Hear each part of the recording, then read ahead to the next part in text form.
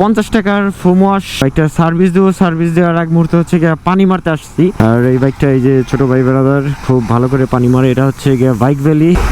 এখন হচ্ছে গিয়ে 50 টাকায় পানি। এখানে ফোম ওয়াশ 100 টাকা মাত্র, যেখানে তুলনামূলক সব জায়গায় 150 টাকা নেয়। বাইকটা মানে সেল দিয়ে দিব।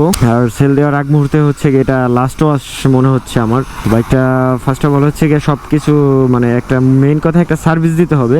সার্ভিসে তেমন কোনো কাজ নেই, এমনি টুকটাক জাস্ট সার্ভিসিং। আর বাইকটা সার্ভিস দেওয়ার পর হচ্ছে গিয়ে সেল দিয়ে দেবো। আমি চাই না যে আমার বাইকটা যে নিবে তার কোনো কাজ করাইতে হোক। টুকটাক একটা নাট বল্টু থেকে কিচ্ছু কাজ করাইতে হবে না, just buy and right condition বাইকের। আর বাইকের পেপারস কিন্তু আমার নামে স্মার্ট কার্ড আছে গাড়ির। তো এরপর হচ্ছে গিয়ে রমজানের গ্যারেজের ওদিকে যাবো। বাইকটা ওয়াশ করলে একবার নতুনের মতো চকচক হয়ে যাবে। বাইকটা ওয়াশ করা শেষ, আর ওয়াশের পর পুরাই চকচক করতেছে আর কি। ওয়াশ না অ্যাকচুয়ালি, মানে পানি মারছি শুধু। এখন হচ্ছে রমজানের গ্যারেজে যাব ওদিকে। আমার লেকড়া ডাকো লইয়া যায় মনে করে, মূল্যবান জিনিস।